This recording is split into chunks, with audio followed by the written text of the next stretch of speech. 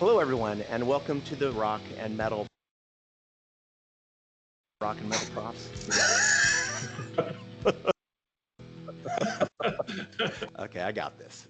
Hello, and welcome to another edition of the Rock and Metal Profs with your host, Dr. Court Lewis, and my name is Matt Alschbach. For the next hour or so, we are going to be talking with you about some of the most instrumental and fascinating of hard rock and heavy metal groups. And this week we are discussing Megadeth. Dr. Lewis, Megadeth, I don't know about you, but growing up, they were one of the kind of foundational bands in my development as a teenager and an aficionado of hard rock and metal. Yes, definitely. I mean, Megadeth was, for me, the real teachers of what metal music is. I remember, playing on the old original Nintendo NES, playing Mario Brothers and listening to P Sales, but who's buying, right? They just became my favorite metal band growing up and really were the bar that I judged others by. Yes, I'll be honest, I knew a little bit about them simply because I was a fan of Metallica. I got into Metallica really early, and then obviously there was the connection with Megadeth and Metallica, but I didn't listen to that first album, Killing Is My Business and Business Is Good. And of course, Peace Sells, which we'll get into, was, in my view, was one of those kind of genre-shaping albums of the mid 80s. I think it really kind of changed the trajectory of metal and hard rock. Right. Yeah. I think my brother, who was older and was able to buy restricted cassette tapes like Megadeth, and so he picked up So Far, So Good, So What, which I always loved that cover. And then so I went to go buy an album, and I got Peace Sells because he had So Far, So Good, So What. And gosh, I was thankful that I got that one. Because of what it is, right? It's just a perfect metal album. Yeah, you mentioned a restricted album. Some of our listeners may not be familiar with what that means. Talk a little bit about, growing up in Tupelo, Mississippi, and what that was like being a hard rock and metal fan. Yeah, so it's actually Tupelo, Mississippi is where the Reverend Wildman got started with the whole boycotting the Simpsons and other things that were supposed to be eroding society. And so in Tupelo, they were really strict about you couldn't buy any album that had a sticker on it, like a parental advisory sticker.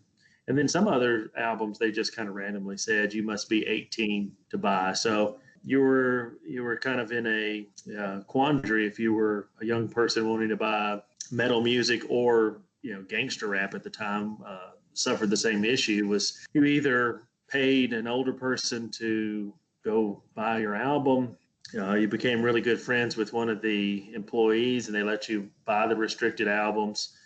And there were all sorts of other theories. There was one that you could actually they were forced by law, if you put the money on the counter and just left, that was considered a legal sale. I never tried that, but Wow. Yeah, it was pretty brutal, where they really were strict about having your parents buy the albums. And again, unless you did something else, or you could respond with stealing. I had friends who they would just steal the album, and they were just like, yeah, if that's the way you're going to be, I'm going to be a criminal. So.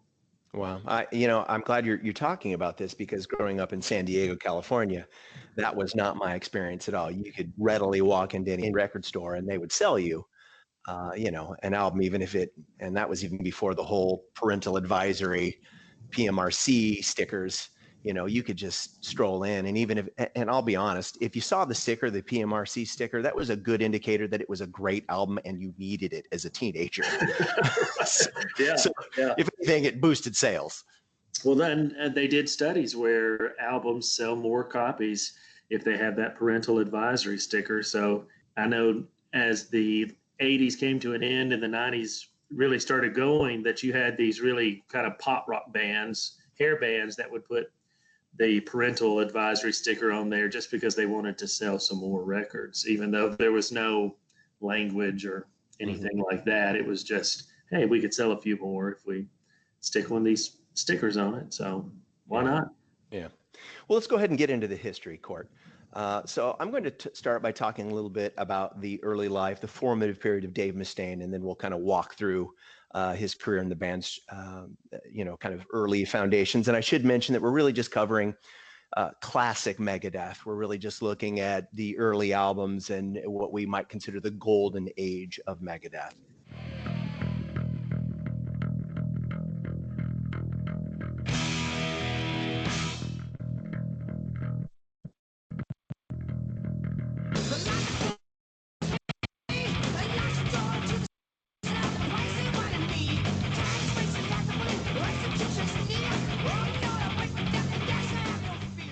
Dave Mustaine was raised in Southern California in a broken home.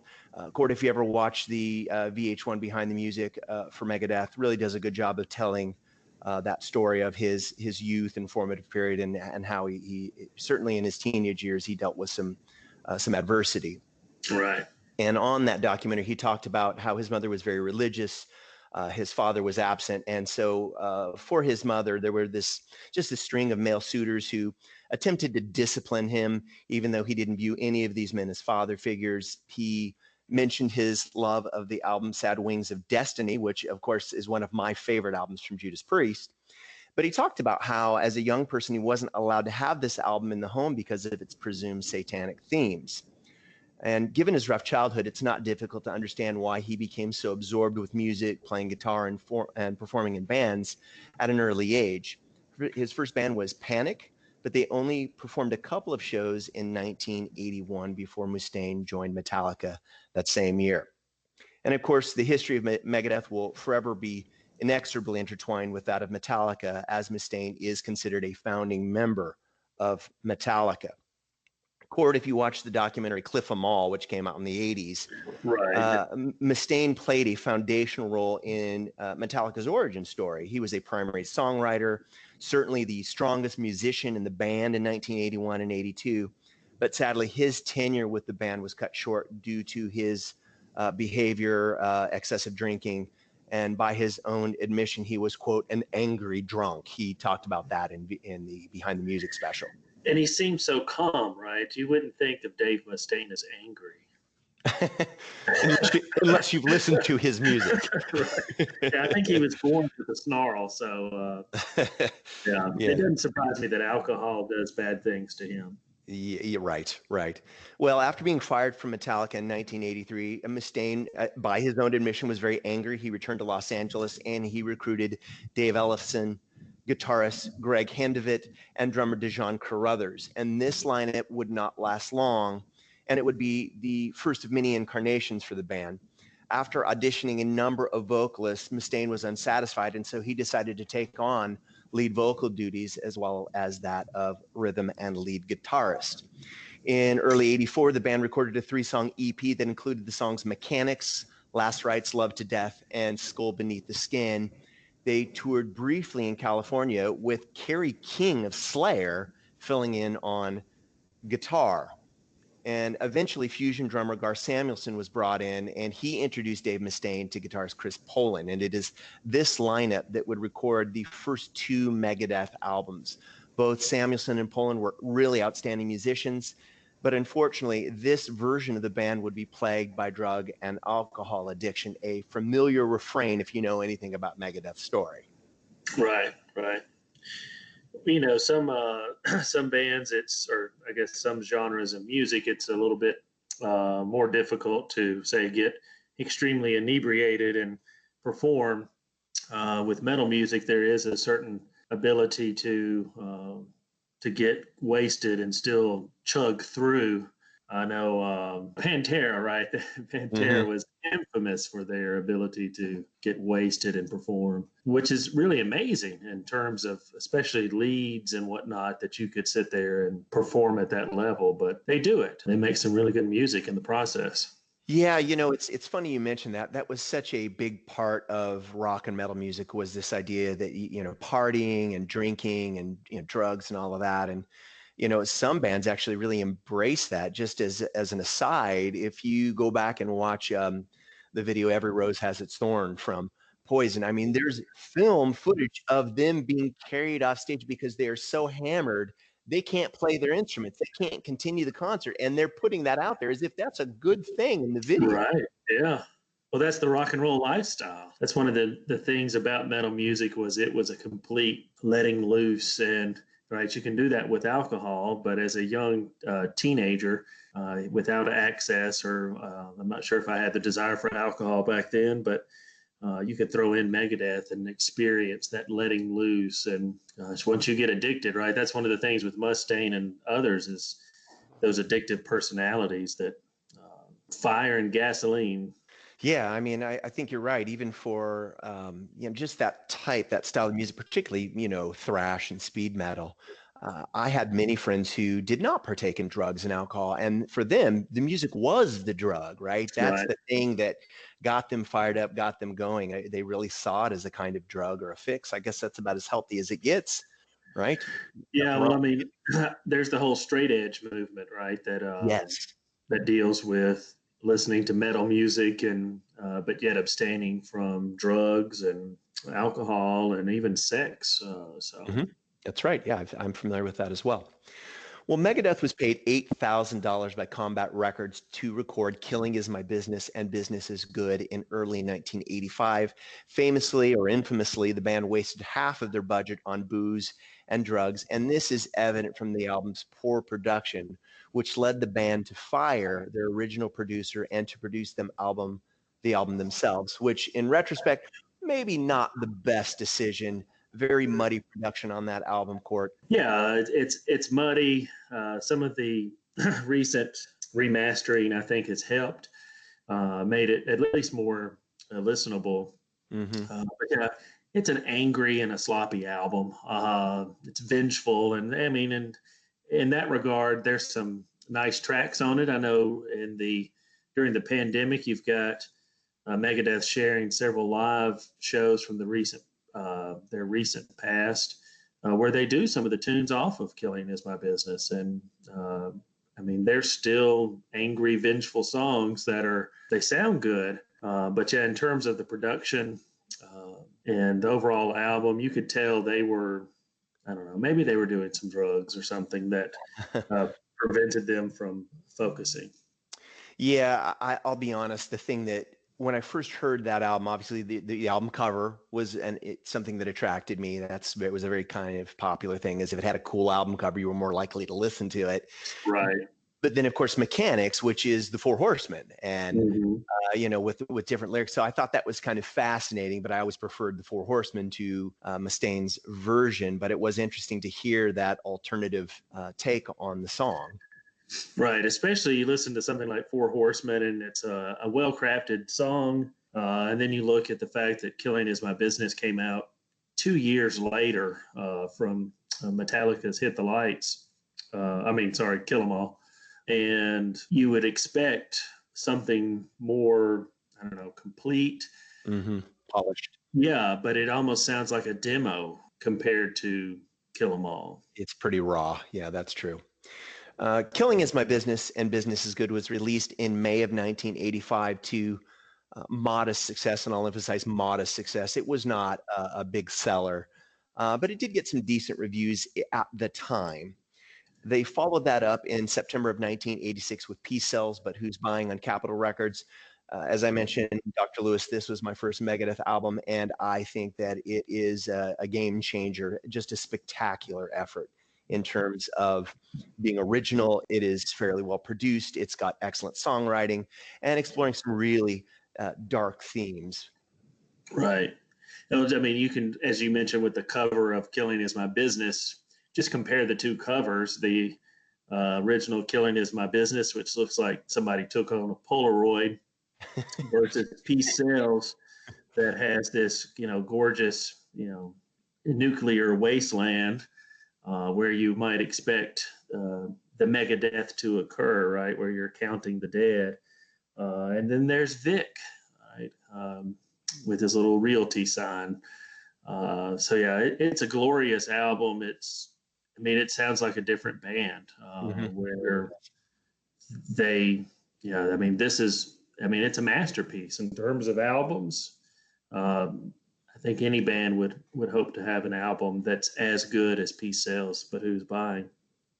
Yeah, we're going to talk just shortly about Rust in Peace, obviously a kind of pivotal album in all of hard rock and metal, but I would put Peace Sells right up against it. I think Peace Sells, at the time was just such a kind of, I would say kind of a seismic shift in music. I remember getting that album and thinking, well, this is as good as anything that Metallica's done to this point. And really, I mean, I remember it just being on my turntable for months and months, just playing it, until I'd worn out the grooves in the album. Just so many strong songs. My favorite being Good Morning Black Friday. And as I mentioned, really exploring some very dark, sinister themes, which I think illustrates that, Mustaine was angry about the unceremonious split from Metallica and really wanting to one up them in some sense. Right. Yeah, and I think he does with this, right? And I know it's not just him. You've got Chris Poland and Dave Ellefson uh, coming in with catchy bass lines like at the beginning of Peace Sells, and they bring in the literary stuff and from movies like Devil's Island. That was always one of my favorite tracks on the album.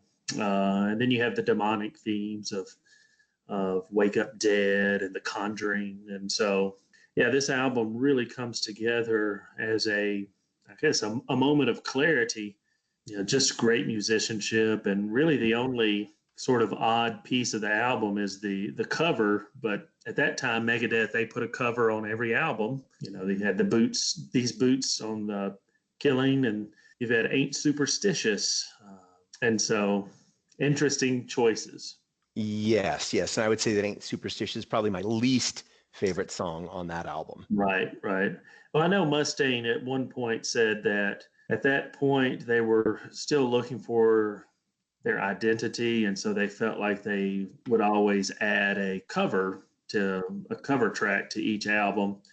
And so it wasn't until Rust in Peace where they said, okay, we have our identity. We're not going to cover any tunes, at least for a while. And they don't, right? You've got Boots and then Superstitions, and then you've got Anarchy that shows up on their next album. So, Yeah. So one of the things that's unfortunate about this particular version of the band with Gar and with Poland is that there's already a lot of tension, a lot of friction within the band. The band really is under duress. And in 1987, Chris Poland is fired for, according to Dave Mustaine, for allegedly stealing some of Dave Mustaine's guitars. Samuelson leaves shortly thereafter. The band releases one more album in the 80s, So Far So Good So What, in 1988. And this really begins this revolving door of lineup changes for the band. Mustaine is the only band member to appear on every studio album, and Megadeth is essentially his band. right, yeah. Sometimes it feels more like the Dave Mustaine show on some of the albums versus, I guess, iterations of the band where you feel like you have that camaraderie. I really like So Far So Good So What, but it doesn't have the consistency or tightness that we see with Peace Sells and then the following album, Rust in Peace. I think So Far So Good So What suffers from maybe some regression in terms of production. I don't think it's as well produced as Peace Sells. Right. And so I think, yeah, they were a little uneven in their early offerings. Yeah. Now it starts off beautifully though, right?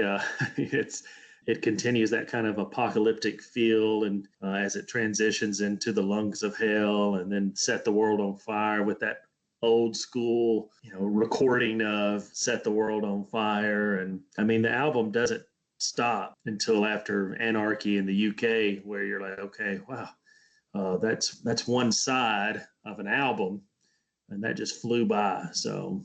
Mm-hmm. In 1990, Mustaine hires Marty Friedman of Cacophony to play guitar. Court, Cacophony is a band that I was a fan of when I was young. He and Jason Becker, obviously Jason Becker has his own really fascinating story. Perhaps we'll cover that at some point. But just tremendous musicianship in Cacophony. And so Mustaine essentially poaches Marty Friedman away from Cacophony. And this is really interesting because Marty Friedman is arguably the best musician that has ever been a member of Megadeth. So with this tree of Mustaine and Ellefson and Friedman, the band finds this measure of stability that will allow them to produce their most successful run of albums in the 1990s. And I want to just point out, when we think about hard rock and metal and its golden years, its heyday, we think of the 80s. Megadeth doesn't really hit their stride until 1990 is when they really blow up as a band. There. And I think that's, there's all this argument about, well, grunge kills heavy metal and, grunge becomes, the new kind of flavor of the day.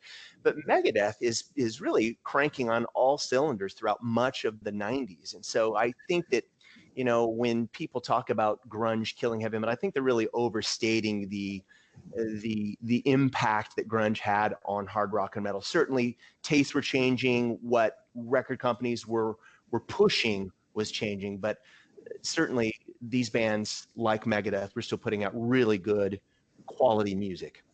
Yeah, I mean, there's in terms of metal music, there's just incredible stuff from the early '90s and throughout the '90s.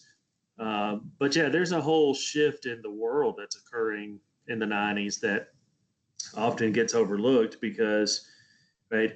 I mean, grunge was considered heavy metal, and it wasn't until sort of the grunge got, I guess, more watered down, where you have, less of the noise. So if you listen to Soundgarden's first couple albums and Nirvana's first album, I mean, it's real. I mean, it's noise. It's a lot of noise, and it's not until they start creating more commercially successful stuff like Black Hole Sun, right? That's where, I mean, it becomes part of what ends up on the airwaves. But behind the scene, you've got the internet, right? The internet is really taking off. And so, right, these record companies are trying to figure out what to do next. And so, it's not as though metal died in the early '90s because of grunge. You had a lot of the hair metal bands that just started doing acoustic music are disappearing. But then you have bands like Megadeth and Metallica and Black Sabbath and Dio and I mean, so many great metal bands are still doing stuff in the '90s, and I think Rust in Peace that comes out in 1990 just shows what's really going on. And it's not as though metal disappears. It just sort of goes back to where it belongs, behind the scenes. Yeah, I think there's certainly a good argument to be made for that. I mean, think about Judas Priest and Painkiller. I mean, Painkiller is not only a return to form for Priest, it's their heaviest album, their fastest album, and it was a huge hit in 19. Yeah. I think it's 1990 when that came out. So tremendous hard rock and metal music being produced during that time. Rust in Peace was released in September of 1990, so late 1990, and most fans of hard rock and metal argue that this is Megadeth's masterpiece. Dr. Lewis, your thoughts? Yeah, I mean, I would agree that to me this is the greatest. It's the greatest metal album, and I know that's mostly subjective, but I think, objective measures that at least rank this as one of the best. That it brings together metal, it brings together clarity, it brings together these great themes of, again, nuclear holocaust, but also aliens. It's really around this time you've got some of the best music being produced, and Rust in Peace. If I'm going to have anybody listen to metal, I'm going to have them listen to Rust in Peace and then maybe something from Iron Maiden, because right, that's people don't expect that. And right, to me, this is the best Megadeth will ever get. And that doesn't mean I don't think they do good stuff. I'm not one of those people that say, Megadeth died after Rust in Peace, but to me, this is the height of creativity and imagination. And to what degree do you think Marty Friedman was responsible for this infusion of creativity in the band? I mean, I think he deserves a lot of credit. I mean, there's a clarity to Friedman's playing, both in terms of, I mean, Friedman's not a drug addict. And at this point, you've got the rest of the band giving up heroin and stuff, and so they're going skydiving and whatnot. So there's a clarity in everyone's minds. But then with Friedman, it's not like he has to struggle to be clear, right? He's already got the clarity. He has the imagination when it comes to different guitar tricks and scales and whatnot that make the band really just click on all cylinders. And I mean, I think he could have. It's interesting. At the same time, you've got Chris Poland, who's gotten cleaned up, and he puts out an album with his brother called "Damn the Machine," which is a great album, right? It just is an interesting time for metal music that, you've got people cleaning up, and that helps with their songwriting. Mm-hmm. And we see it in Rust in Peace with Marty Friedman, who, I mean, he's not just a speed metal guy, right? If you're a fan of Friedman, he's got classical sort of orchestral albums with nothing but synthesizers. He's got J-pop albums, and then he's got speed metal albums. So the guy is really talented. I mean, one of my favorite albums of all time is Friedman's Scenes, which was, I guess, is technically his second or third solo album, depending on how you count Cacophony. But yeah, there's just a real musicianship that Friedman brings. And then you get Mike Klink producing, and Dave Mustaine, not on heroin all the time, falling asleep during performances. And right, it's a beautiful album. And I think sometimes you can tell Megadeth in their later work, sometimes Mustaine's trying to recreate that energy. And sometimes I think he's successful, but the nice thing about Megadeth is that he goes off and, they're still experimenting. They're still doing different things. And I think that's one reason they're still around. Yeah, I mean, we'll talk in a little while about some of the song selections on Rust in Peace, because there are so many great songs on that album, and certainly some of my favorite Megadeth songs. But Cord, I just want to point out, just to kind of further this point that I've made about how metal does not die in the 90s, listen to some of the offerings from Megadeth in the 1990s. Countdown to Extinction, 1992. There's a slew of songs that ended up on the radio from that. Euthanasia in 1994. I know that's not one of your favorite albums. I really enjoy that album. I think it's really strong in terms of listenability. I think they were trying to be better songwriters more than shredding. I think more of that. Cryptic Writings is also one of my favorite Megadeth albums. So really strong offering throughout the 1990s. And I consider this to be the golden age of Megadeth and their best work. Yeah.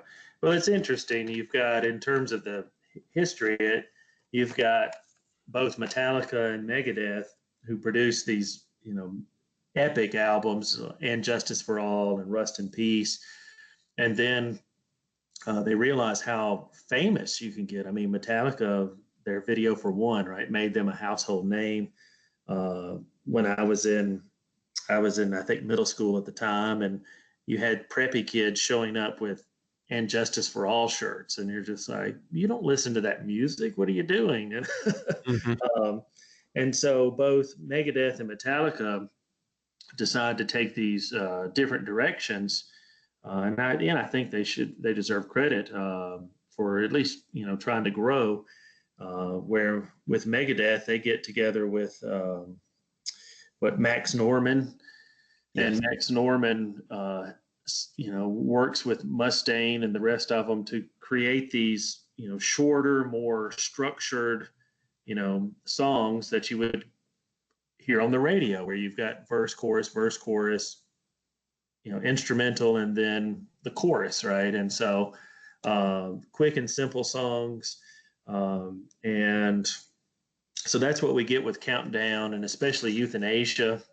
which euthanasia has grown on me over the years. It was just such a shock when it came out because you had, instead of Dave Mustaine snarling, you open up the CD and they're all like they're smiling and like playing around, and you're just like, wait a second, this no, you're supposed to be angry all the time, right? You can't be happy. And so that's where um, it was so different that I rebelled against euthanasia. Um, but cryptic writings, that actually kind of brought me back. I was like, okay, well, they've kind of found a happy medium between the more radio friendly metal and I like complex metal. That's why I like Rust in Peace so much. It's got all the complexity. Um, and so they bring some of that back with cryptic writings. I should mention just as a sidebar, after Countdown to Extinction in 92, they take a bit of a hiatus. And in 93, Mustaine and the band cut a song called 99 Ways to Die for the Beavis and Butthead soundtrack. Which is Yeah. so comical. But it really was a great song. There was a spectacular video to go along with it that talked about it was about gun safety and children having access to firearms. He really was tackling these important social themes. That same year, they produced a cover of Paranoid Sabbath's song for Nativity in Black, which was a Sabbath tribute album. And both Right. of those songs are nominated for Grammys in 95 and 96, respectively. We don't think about Megadeth as a commercially successful band or a band that had, kind of broad popularity, but they really were. Yeah, and I mean, one of the things Mustaine has always done is he loves to be part of soundtracks. So, if I mean, he was on the Shocker soundtrack with No More Mr. Nice Guy. Right. In the 2000s, or I guess even in the mid 90s, right? On Cryptic Writings, you've got stuff that shows up with the WWE. And then in the 2000s, you've got stuff that shows up on video games. And so, even the NFL. I mean, the NFL was using, what is it, Head Crusher, yeah, some other stuff they were using. So yeah, he's had a lot of success getting his music into the stratosphere, so to speak. yeah, yeah. Well, let's talk a little bit about the feud between Metallica and Megadeth. Okay. It is well known that after Mustaine was thrown out of Metallica, that he was an angry guy by his own admission. He certainly saw a competition between the two bands. And if we're being very frank, very honest, and the numbers bear this out, Megadeth would never achieve the kind of success and fame that Metallica enjoyed, the album sales, etc. Yeah, the closest they got was when Countdown came out. It was, I think, second on the charts. And so the thought was, well, next week we'll be number one. But then Metallica's Black Album came out, and right, it showed up as number one, and it's just devastating to Mustaine's ego at the time. Right, right. I mean, it does appear that this competition really it bothered Mustaine. There's multiple interviews that suggest Mustaine saw Metallica as competition. And of course, the rock world enjoys spurring on these stories of rivalry. Right. It seems pretty clear to me, Court, that, this competition fueled his drive, his desire to make Megadeth successful. Yeah, I guess that's one of the things I like about Mustaine is, regardless of his, attitude or his political views, is that he is a very driven person, and he's never lost sight of, I'm going to record albums, and right, I'm not going to stop. Whereas a lot of the bands that we grew up listening to, they just they stopped making albums. And I mean, think about Metallica, right? They put out an album every once in a while. Whereas with Megadeth, right, it's even, I mean, 97, 99, 2001, 2004, 2007, and then it's like 2009, 11, 13, 16, and they're working on another one. So right? Every few years, you get another Megadeth album, and so I think there's something within Mustaine that just it's his addictive personality. That rivalry, I think, was good for us as fans of metal music. Sure. I mean, he certainly Megadeth is a more prolific band than Metallica in terms of producing albums. I mean, I remember very clearly after the Black Album, waiting 6 years for another Metallica album. I mean, fans were pretty outraged, and then of course when we got it, it was Load, which didn't please a lot of people. But Court, let's talk a little bit about the two bands, a compare and contrast. Prove me wrong here. Megadeth as a whole, their body of work is superior to that of Metallica. I mean, what do you think? I'm willing to make the argument that Metallica's body of work stands toe to toe and is as strong, if not stronger, than Megadeth's. But perhaps you feel differently. Metallica's early work is stronger and more prolific, right? You've got Kill 'Em All, and then Hit the Lights. No, I'm sorry, I keep saying Hit the Lights. Ride the Lightning. Ride the Lightning, and then Master of Puppets, and then And Justice for All, right? Those are just bang, bang, bang, bang, bang. And so this would be my main argument, is that in terms of metal music, Megadeth stays truer to metal music as we get into Countdown and Euthanasia and Cryptic Writings than we get with Metallica. Metallica becomes, I know I sometimes jokingly call them the Silver Bullet Band. That's so unfair. I know. And for those who don't know what that is, that's what Bob Seger and the Silver Bullet Band, where in the 80s they started getting paid by Coors to basically sell beer. And so it becomes this Southern rock ideal. And that's where Metallica with Load and Reload, to me, and they become a Southern rock band, and that just doesn't interest me in terms of metal music. This is outrageous. So I'm jumping in right here. I mean, I have got to refute these allegations. So I'll say it's not until Metallica's last album where they return to that true sort of like metal heritage, whereas Megadeth maintains, except for Risk, a metal band. Okay, so let me unpack all the things that are wrong with what you just said.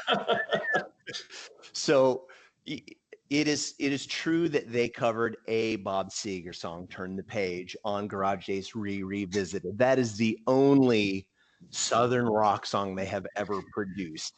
Well, they did that Whiskey in the Jar, right? Which I know is an old Irish folk, but they did it in a Bob Seger-esque. Are you trying to tell me that Thin Lizzy was doing Southern rock when they put out Whiskey in a Jar? No. But Metallica's version was filtered through the cool, rocky Silver Bullet Mountains. So this is outrageous. Well, so I should point out that on that same album, Garage Days Revisited, they've got, I mean, they cover Merciful Fate. I mean, they do a lot of really great metal songs on that album. I'm personally not a fan of Turn the Page or the Thin Lizzy song, but I think there's some nice stuff on there. But, Load and Reload, I know those albums are heavily criticized by purists and early Metallica fans, but there really are some good tracks on there. I'm not a huge fan of Bob Rock and the kind of production that accompanied those albums, but there are some standout tracks. And I will say that when I saw them in 1996 touring in support of Load, those songs off of that album came off so much better live. I mean, without that kind of polished production and performed live, they really breathed new life into those songs. And that's really how they should have sounded on the album. Right. Yeah, it's hard. Yeah, I mean, and you mentioned Bob Rock. I mean, the guy can produce some good sounding stuff, but like Megadeth, he took Metallica in the more Motley Crue. I mean, that's where Metallica listened to Dr. Feelgood and said, "Hey, we like that. Let's get Bob Rock." And Bob Rock comes in and does their trilogy there of Load, Reload, and the Black Album. But yeah, I mean, yeah. They lost it, but then you get to Saint Anger, right? Talk about Saint Anger. Yeah, Well, exactly. so Saint Anger is Megadeth's Risk.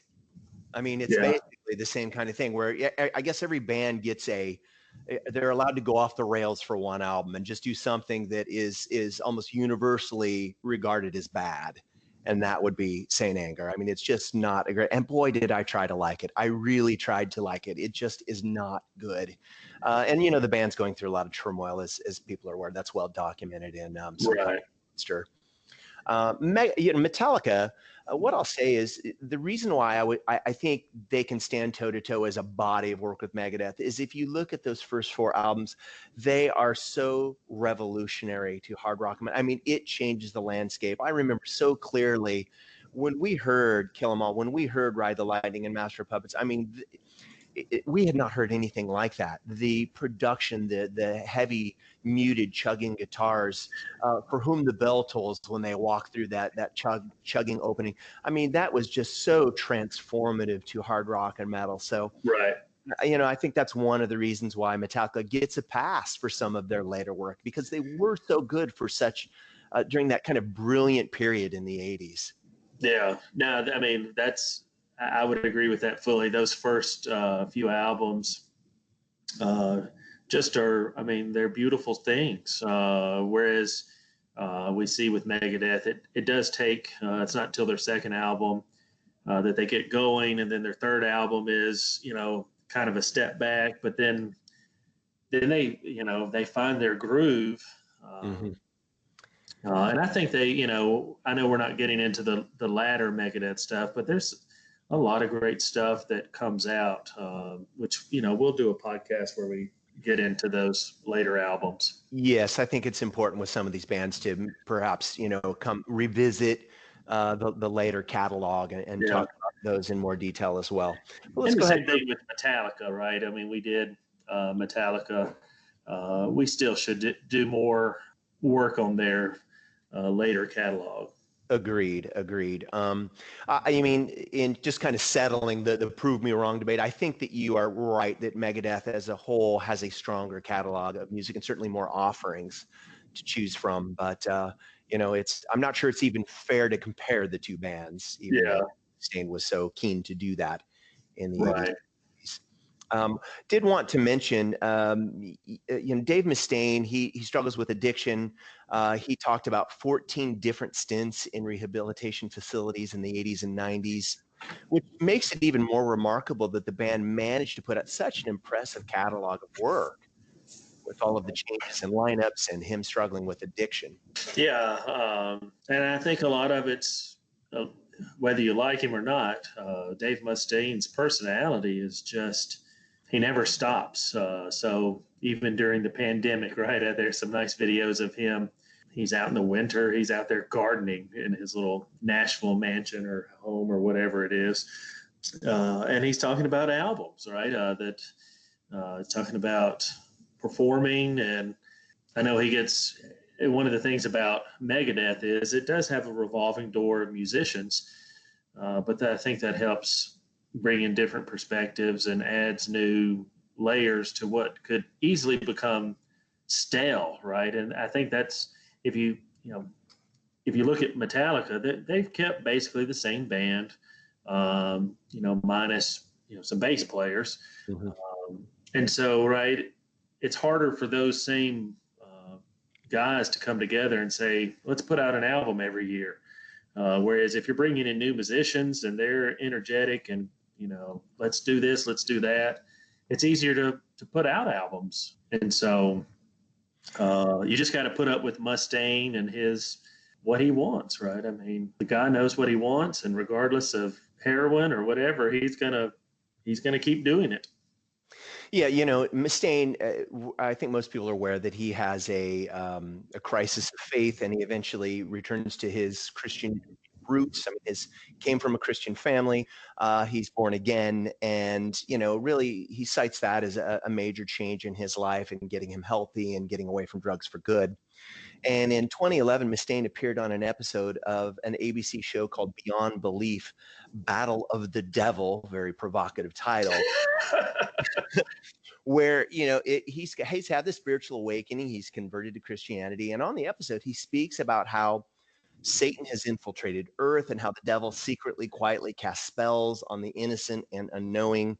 And he also showed the host of that show, the so-called Devil's Tritone, playing the first three notes of the song Black Sabbath, which is the weird minor diminished pattern. And he suggested that there was something more sinister to this note progression. What do you think about that? What do you think about this change for Dave Mustaine?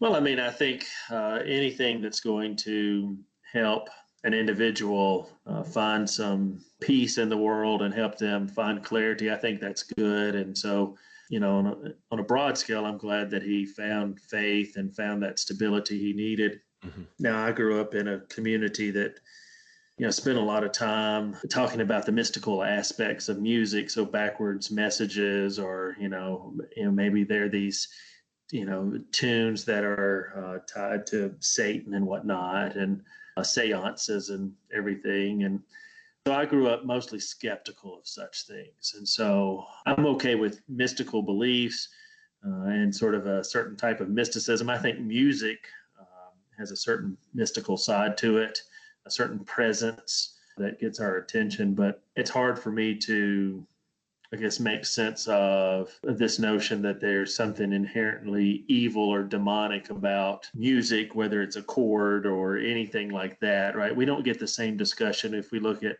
horror movies, right? We don't say, oh, well, this lighting is the devil's lighting, so let's use that in this movie. I think the same would be true for, chords on a guitar, right? Those Right. same chords get played in Classical music. classical music in churches and organs, right? Yeah. I think that's where, I guess, Mustaine, right? He's he's opinionated. He's always been opinionated, and he's moved from where he was in terms of political stuff, but also religious stuff, where he kind of moves around and just does what he wants to. Yeah, I mean, at one point, he was a host on MTV outside of the Democratic National Convention Right. in 1992. I mean, he's clearly had some more kind of left-leaning views, if I can use that term. And then, he's kind of gone full circle and shifted the other way. I just, one of the reasons I asked you that question is, Mustaine really built his career on these very kind of sinister, dark themes. I mean, you look at, Peace Sells, But Who's Buying? He's got Bad Omen and The Conjuring, two songs that are about the occult and Satanism. So he's built a career on this, but now he's had this kind of epiphany from a religious perspective. And, there was talk for a while that he wasn't going to play those songs in concert. I don't know that there was much credence to that, but there was certainly some talk that he wasn't going to play certain songs, that he wouldn't perform on stage with certain bands that had overt satanic themes. Right. Which is, you listen to their recent concerts, and right, he seems to be okay with some of those tunes. So yes, correct. All right, Court. Well, let's talk a little bit about some of the particular tracks. Obviously there are some standouts on many of the albums. I've got just a few here that I wanted to talk with you about.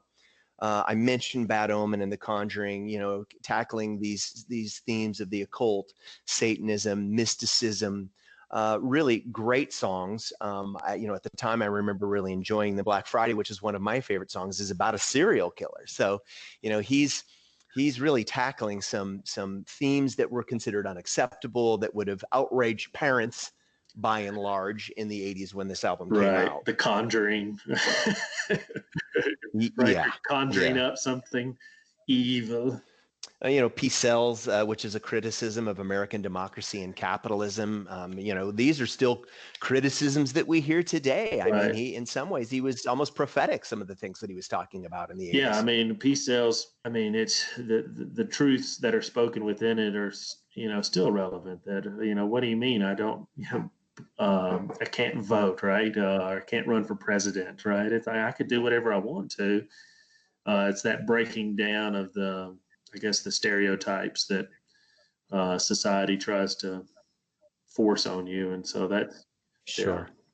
Let's talk about Rest in Peace. I know that's one of your favorite albums, certainly by Megadeth, if not in all of the genre. So let's talk a little bit about some of those tracks because it is such a fantastic album from start to finish. Right. You've got Holy Wars and the Punishment Due, which was inspired by, I guess, a riot in Ireland when Megadeth was performing, and he had said something that upset the crowd, and so there was a little mini riot, and so he ties together this notion of a holy war, which is still relevant today, right? Between don't look towards Israel; it might be your homeland, right? There's still struggles with Israel and Palestine and the Middle East. But then he combines that with the comic book, The Punisher, where you have this hired killer who's again it's this demonic side of this being who he's executed and comes back and as the Punisher, right?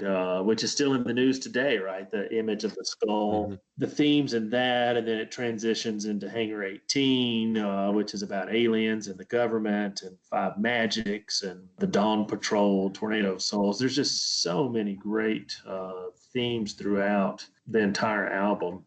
Yeah, I will mention Five Magics is my favorite Megadeth song of all time. That is based on a book from Lyndon Hardy in 1980 called Master of the Five Magics.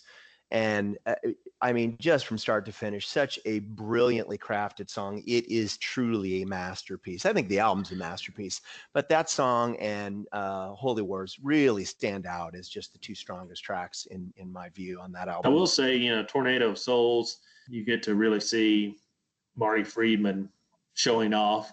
There's some really Hmm. nice videos online that where they put together the different guitarists throughout Megadeth's history, where they just do the solo to Tornado of Souls, and that's really neat if you're a guitar fan to see how the different people tackle that guitar solo. Well, and I mean that is a guitar album, isn't Yeah, it? Because I mean, I know, Holy Wars, it's kind of the holy grail trying to learn how to play that song. It's so challenging and so intricate. Mustaine was really adventurous in trying new things, new chord progressions and patterns. And I think obviously Friedman helps with that kind of helping broaden his scope of what was possible in that genre of right. music. Fantastic. Uh, let's talk a little bit about Countdown to Yeah, Extinction. A lot of political and military themes in Countdown to Extinction. Symphony of Destruction I've always liked that song, even though it was much more radio friendly than anything Megadeth had done previously. In it, a dupe is head of the government, while in fact the nation is run by a shadow government. So these kind of, underground themes of conspiracy, and we don't really know what's going on. What we see on the face of it is not what's really happening. right. Yeah, I mean, and he ends up being honored because of the whole Countdown to Extinction song, dealing with animals being over uh, Right. hunted. Of course, you've got the Foreclosure of a Dream, which is you think about 2008 and the Great Recession.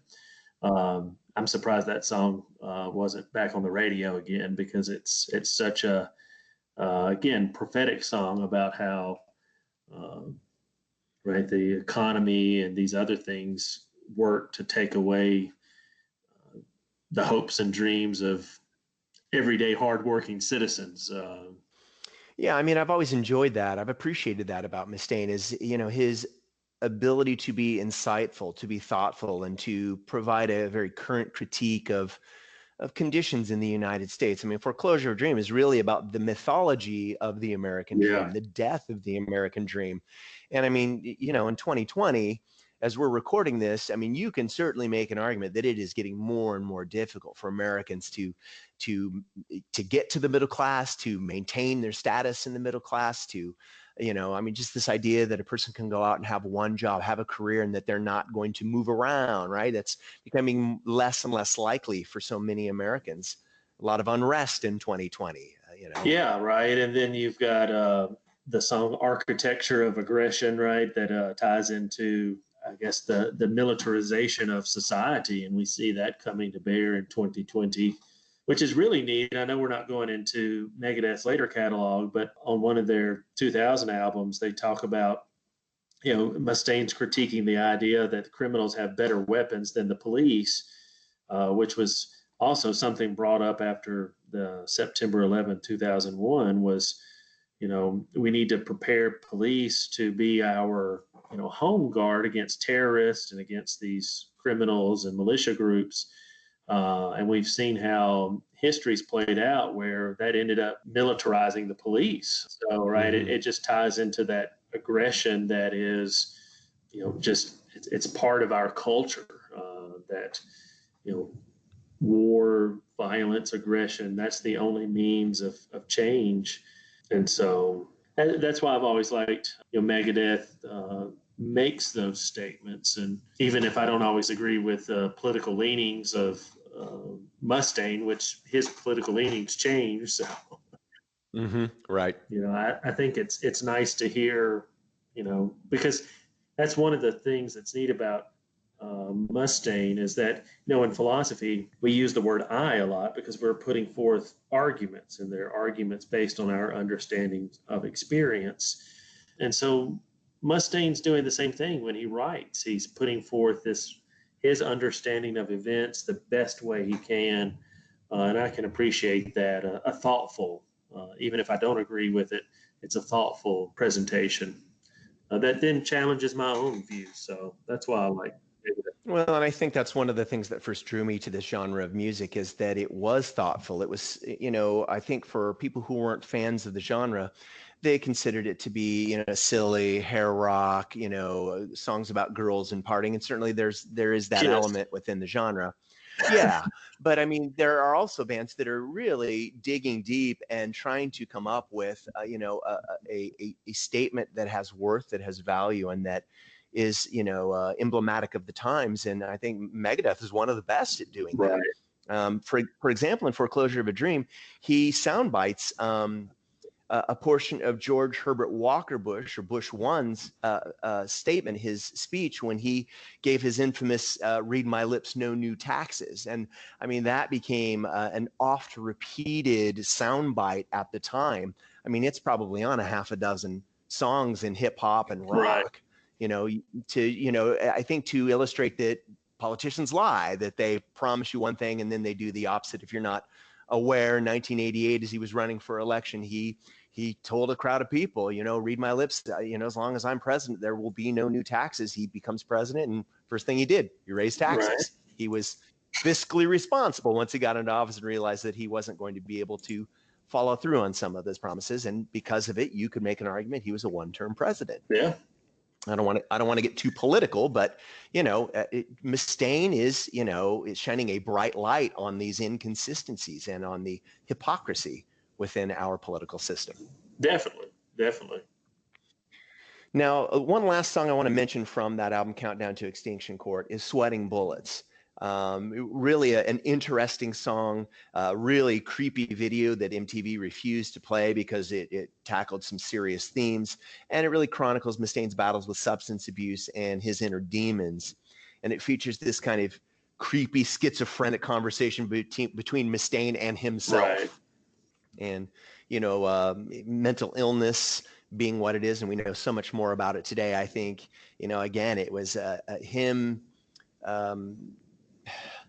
perhaps demystifying or trying to remove some of the stigma associated with chemical abuse and substance abuse. Right. And I mean, we all have an inner voice that we communicate with.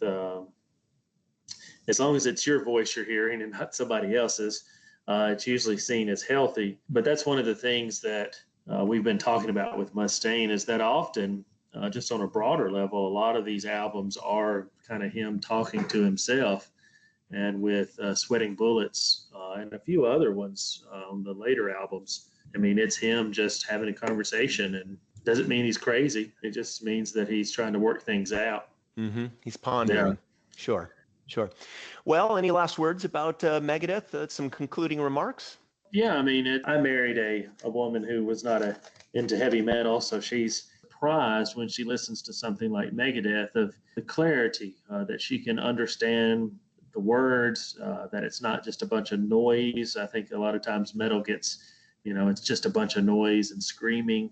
And I think Megadeth shows that that's not true, that you have these thoughtful, sometimes political, sometimes mystical, sometimes just trying to figure things out for oneself.